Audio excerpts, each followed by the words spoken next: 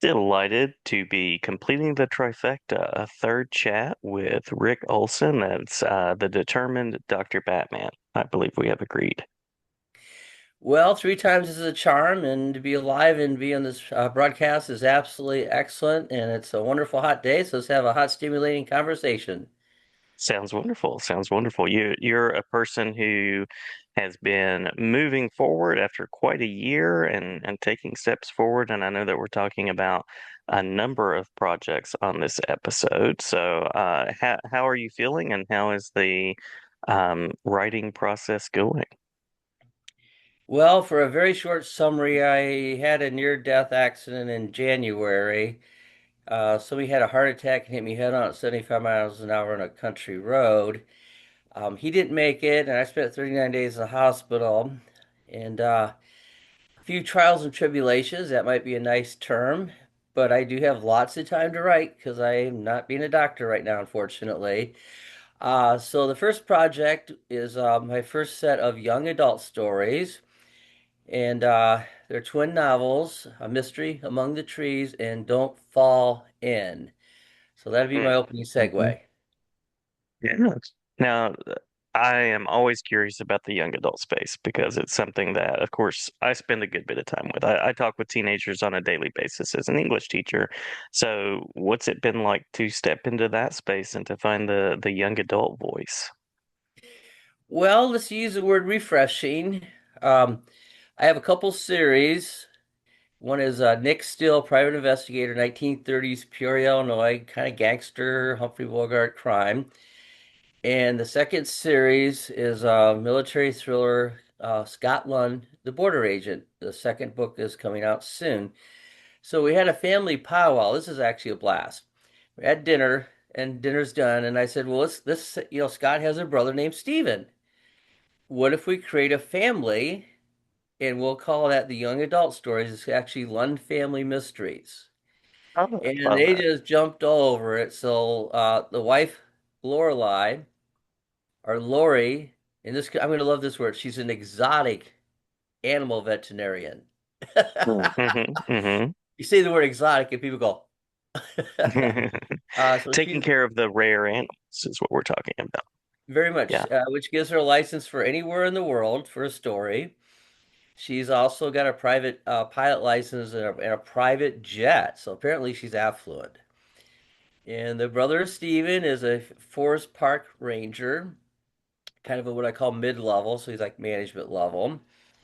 And then there's two kids, which is what our story's about, called Zach and Zoe. And they're not really my kids per se. Zach's kind of a mid-teen, 14, 15 years old. He's got two hobbies, martial arts. His dad's a third degree black belt, and his uncle Scott's a second or third degree black belt. And he motocrosses. And Mm-hmm. that is a dynamic sport. As a chiropractor, I have twin patients who were like at one time top 50 in the country. So I got firsthand motocross experience on, and it's just insane what they do. They even get mud, they tear off these like visors off their shields for, and they get muddy and they tear the next layer off. I mean, it's just a tough sport. And the younger sister is Zoe, huge animal lover like her mom, and she dances some and does jujitsu. And my family just made these characters up, literally. So I was thrilled. And next thing you know, my son Rand, short for Randolph, Randolph Scott Olson. Randolph Scott's a cowboy actor, if you might remember him. I remember the name. Yeah. Yeah. I won't go into a segue on that. Uh, so Rand created a story. I mean, A through Z. They're going on vacation. The two kids go to the bathroom at Yosemite Park. They find a dead body. They tell the parents. The parents come back and the body's gone. But what they do find is an FBI badge. So maybe there really was a body. And then Mm-hmm. coincidentally, the governor of California's two kids get kidnapped. So I've got four teenagers in this story, and it's very well done. I wrote the words, but my son really created the outline. So the funny part The younger daughter, Reagan, sometimes we call her Ray, she had to step in. So she created a story called Don't Fall In, and the mother, daughter, and their pet collie, Rosie, fly to Mexico for an innocent vacation. And Hmm. there's quicksand, pitfalls, snakes, jaguars, a storm, and you know what? You throw in a puppy. It was so Nice. delightful to write these stories, and I would the mechanism, I guess, is fun because what level do you write? And you say you work with teenagers, so Hmm. to ask you a question, how do you choose words? How fancy a word? How explicative? How tough words do you use with teenagers?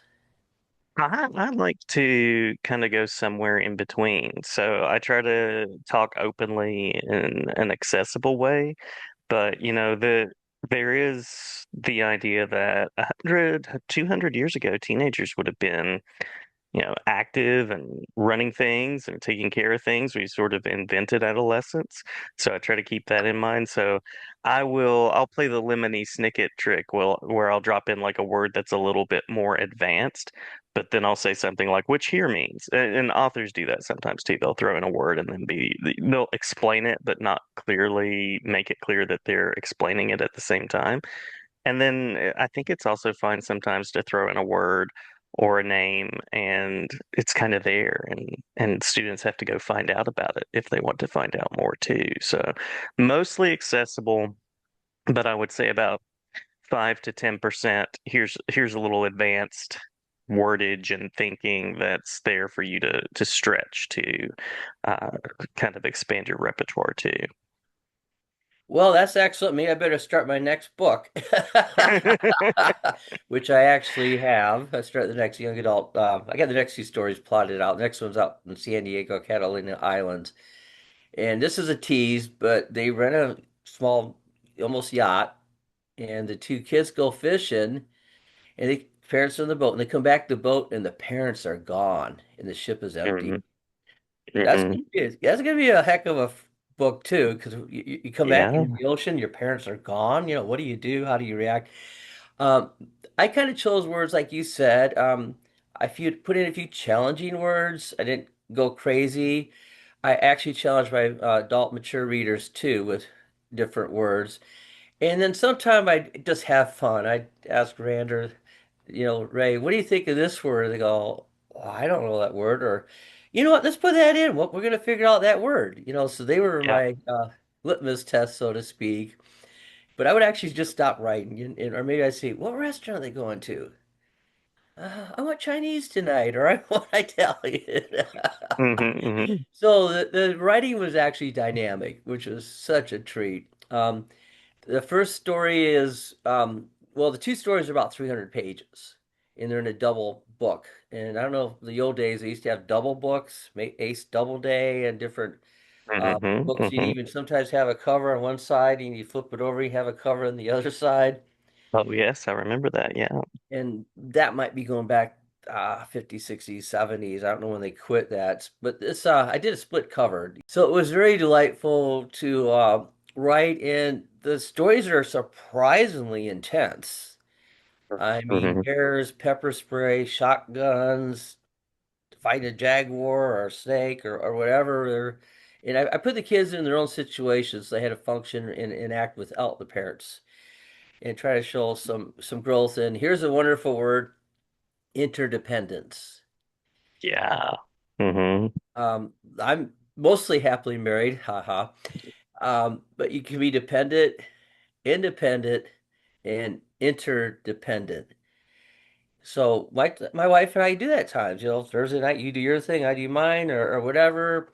So I made the kids interdependent, so they really didn't have to depend on their parents for the stories and the progress and the outcomes, which I think is great for a young kid to challenge that and look forward to the possibility of that, or even be thrown in a situation and how would they cope? Yeah. Yeah.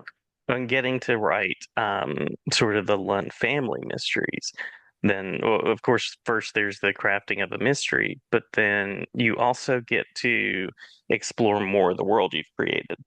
So you get to explore some of that history and some of the wider character arcs. So that's got to be rewarding in its own right too.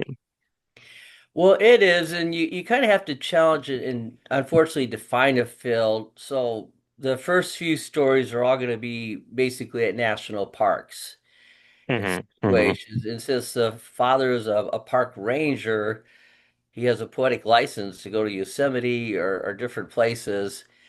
And there's some pretty cool parks in Mexico that they go to also. One even has, famous butterflies, you know, things you don't think Yeah. of. And I think that lets the kids kind of read that travel in their mind. They're at Mexico, they're going to be San Diego, they're going to be Yosemite, a park in Minnesota is the fourth book. So that allows them to explore literally in their mind without physically having to go somewhere.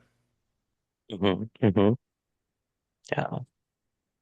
In terms of crafting the mystery, any tips that you have on that? Anything that you keep in mind when you're creating a mystery as part of the story? Well, that's a technique, and I'm sure many people have their own routes. What I do is for a movie, they create what they call a log line, Hmm. and you describe your movie in 60 to 90 seconds. So I have all my books kind of like a log line. So, they go here, they do this, boom, boom, boom. And then you throw in the mystery in the log line without obviously any solution, which draws the readers in. I'm very I want to be humble. I'm very organized, so I know exactly how the stories are going to end, and Hmm. they have to Hmm. end. And usually, I know how many chapters. Now, the chapters can vary. Maybe like, oh, let's add this, or you know. Um, so my key, and this is my Nick Still private eye books, is you have to draw the reader in and not give away the mystery. Hmm. You can drop subtle hints. One story I actually have bubble gum. I won't say how that turns out. This is an adult book, 1930s. But I think you draw the reader in, you give them clues so they can actually have an attempt at solving the mystery. But you don't want to give it away. And sometimes writers give it away. Yeah, there's that And balance of too difficult to figure out versus so easy that it's like, well, obviously it's the first red herring that comes along. I do have red herrings. Yeah, yeah. Um, some mysteries are more complex, and sometimes the mystery could be figured out, and then the adventure really begins, or the adventure of the end. So once in a while, for the young adult, I think the adventure can overtake the mystery. The mystery Hmm. draws in the Hmm. reader, and then you're like thrown in the driver's seat, put on your seatbelt, and you're into the adventure. So since I write three different series, there are different levels of mysteries. But the kids, I think you got to kind of draw on that adventure. Yeah, yeah. Just kind of put on your seatbelt the last third and write it out. Now, as you craft these, are you moving back and forth between as you go, or do you finish one, move to the next one, and maybe you're editing one, but you're sort of restarting, or not restarting, but starting the next chapter? Is that kind of how your writing process goes, or are you back and forth all the time? Well, I've grown. I think this is my fourth year of being a writer. So sometimes I would just literally jump, day to day. One secret I do have is when I start a chapter, I finish the chapter. I don't Hmm. want to like jump in the middle of a chapter to the next book. So I usually have about two books I'm writing new with maybe a chapter a week as a goal. And now I've got several books out. I'm always editing. So what I might do, this is for you guys for advice, but I might wake up in the morning and I might edit a chapter. And that kind of gets your brain going and thinking, and you don't have to actually quite create that early in the morning. And I do my new Hmm. writing in the afternoon now. I feel kind of Nice. fresh. But I mean, just sit down at 7 or 8 in the morning and just start writing all this new material. That's I think that's kind of challenging there. So pick your tangent, and if you're really going, you should always be kind of editing one of your prior works. So I read a book and then I edit it once, and then my editor edits it, and then I kind of go through and proofread it. So the story's really gone through about 4 times, which I think is a Yeah. polished product, and heaven forbid typos, because the reader distrusts that. There's 3 typos the first 5 chapters. So I try to be pretty strict on the typos. So that's kind of my technique. Draw an outline with a log line, outline your chapters, complete each chapter, and try to edit something while you're down there and keep your juices fresh and warm yourself up. Yeah, I like that. I like that. I'm also not a first thing in the morning, like creating new kind of person. So that's a great warm up to do some editing, maybe some plotting, and then you can get into something in the afternoon. I kind of like that, and I still have a couple of kids at home. So if you're writing something new and you take a break, okay, you can come back to it. I guess luckily I could probably write during a tornado. I hate to say that, but so much goes on in my house, and if I write, half a page and do something, maybe my juices are going okay. And this is fun, but when I finish a chapter, I always try to have a paragraph or two of the next chapter started to get my creative juices going. And Mm-hmm. and sometimes I'll write myself into a corner. Like, how is the hero going to get out of this? And then maybe I don't even know. But the next day I'll figure it out, or 2 days later I go, ah. Nice, nice. A giant Being good condor to the you swoops that's the in and next day. I'm just teasing. Yeah, so everybody has their own techniques. I'm not a what they call pantser. Some people just kind of write, just they don't have a plot or an end in mind. And this is probably one of my best compliments. But my mom says, "Richard, your books make sense." Yeah. And if my mom says it makes sense, I'm okay. Mm-hmm. Yeah. Now, you have exciting developments happening. Thing that you'd like to say about the collaborators, the speakers, the story moves, anything like that that you want readers to know about and be looking for? Well, anticipation is always good. If you don't know Peoria, Illinois, home of Caterpillar, uh, largest whiskey cap in the world before Prohibition. So Nick Still takes place in Peoria, and there's a famous or infamous Shelton gang. Capone wouldn't even touch this town. I mean, this gang had 100 plus people. They dropped bombs from biplanes. Wow. So that's quite a playground. So the third Nick Steele book, I've recruited a pretty famous author, Doug Kaluba, and he can do anything from a modern Tarzan cover to a Shadow to a Batman. So he's blessed me with the cover for my next Nick Steele book. And Nick Steele's this is fun. His high school girlfriend moves to Mm-hmm. Hollywood, becomes a famous actress, and then gets accused of murder. So he has to fly out to Hollywood to see if she's guilty or not. Ah, some intrigue. Yeah. So Yeah. 1938 Hollywood's my playground, and then in my mind, the pretty famous Will Murray is going to do a forward. And I think I discovered Will Murray at maybe 15. He took over the Destroyer series. I think he penned 40 of Mhm. those, as a ghost name, and then he finished up the Doc Savage series. He's written modern Tarzan books. Shadow. He in his field, he's one of the leaders. And over the years, through conventions, I got to meet him and know him. And traditionally, each year we would go out and have dinner one of those nights of the convention. And he wrote me a pretty interesting foreword. It wasn't anything I expected, but that's probably fine, right? Oh yeah. Oh yeah. Famous in my mind too. Absolutely. I appreciate Will Murray. Yeah, so he's gonna do my forward and Doug's gonna do my cover, so I feel very, very blessed or humble to be working with two literary giants like that. Yeah, definitely. Do you have an ETA on those? Do you have a publication date? Um, there's probably 100% chance to be by Halloween. Nice. Not long at all. Not long at all. The forward's done. The book's been double, triple edited. In fact, I re-edited it again. And the cover should be done next week. So, 30 days, I'm thinking. And this is also fun. Through my tragic and tumultuous year, I've created my own publishing house. Nice. Wow. R, You are an enterprising man. capital R, capital O, capital Gen in orange and black. And it stands for R. Olson Generations. There's four generations of R's in my family.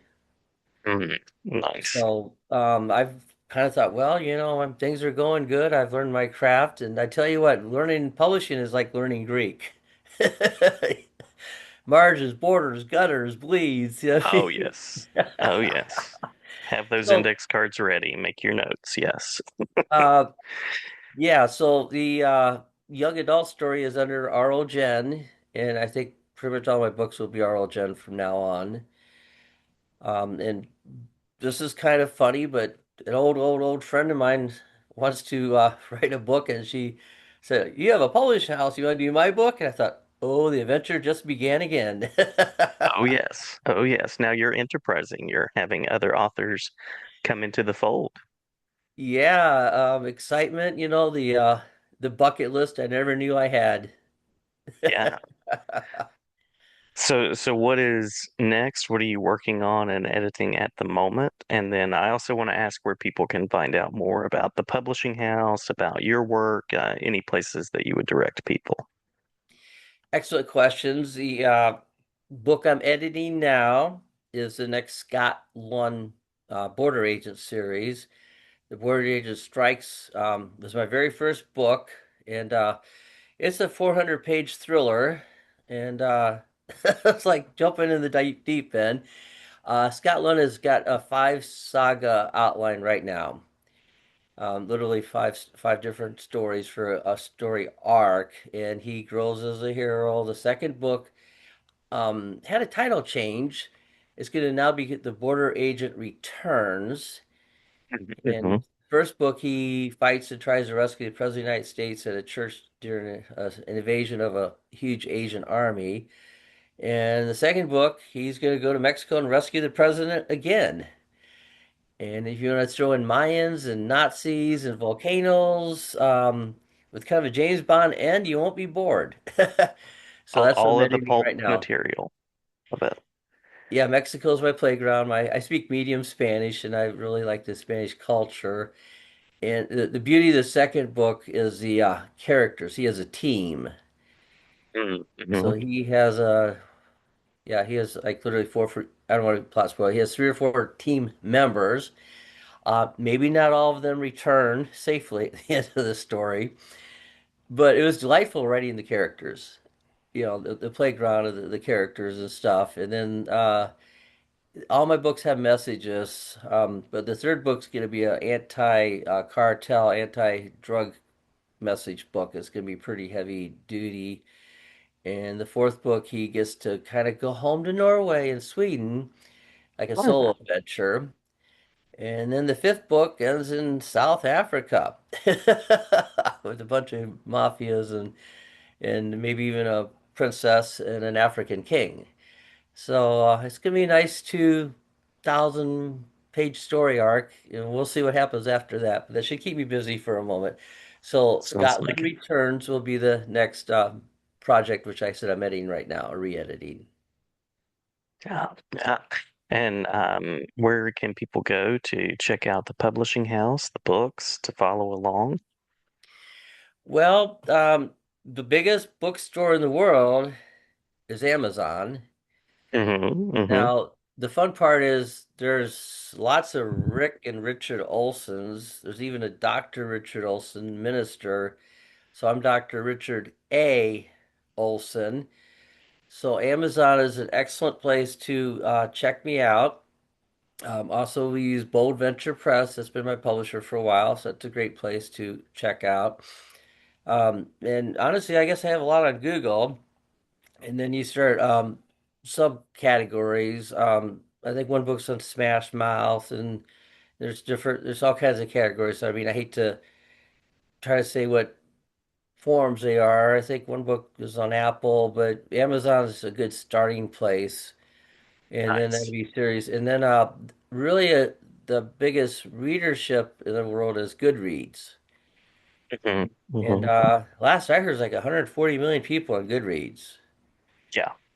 And if you guys are readers, that's an excellent place. You can kind of add friends, kind of like Facebook, so to speak, and you could read a book and do a review. It goes into like an email to people, and there's a couple like clubs. So if somebody invited me to kind of a over 50 seniors club, then I said on my resume like, we didn't know we're inviting Dr. Batman. So Goodreads is an excellent place to just have fun. Read your book, put books on your to read list. Um, and different authors have influenced me over the years. Lee Goldberg, I'm reading Thriller Killer right now. Um, he's created a lot of things. He's created Monk and different TV series. He's worked with Bosch. I think there's going to be a new series of female detective from Bosch. Last name's Ronan will be a series. Um, I try to read to still learn. Hmm. Now that I write, I do more audible because it's hard to read and write is so much. So I do more audible. And Lisa Riot, he's got a huge sense of humor. And when you're writing is reading, he's kind of like almost like a screenplay. My books are very enjoyable. There's lots of violence and action. Usually some pretty cool people, sometimes flawed, and some corny humor to break things up. So that's kind of my balance of writing. Nice. Anything that we've missed in the talk through at all that you'd like to mention before we close out? Well, I've had a delightful, fun time, and I like being Always. expressive and working with people. Um, Probably I guess the focus is, I've got three books coming out.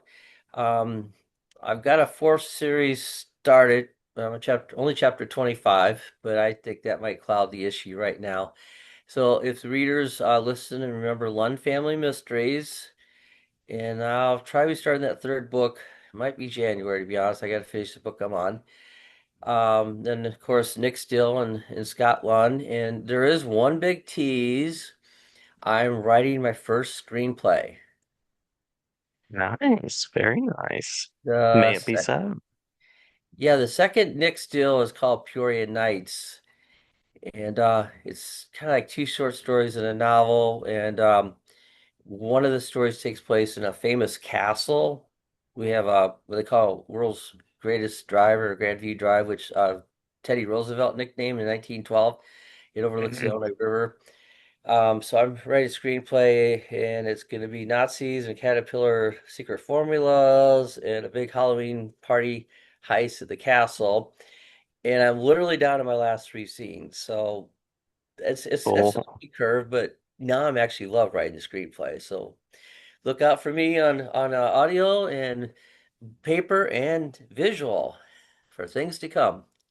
Sounds great. I'm glad to have you back for a fourth episode of Beyond, and always glad to share about what you're working on. It's an absolute pleasure being on the show, and I hope everybody enjoyed themselves.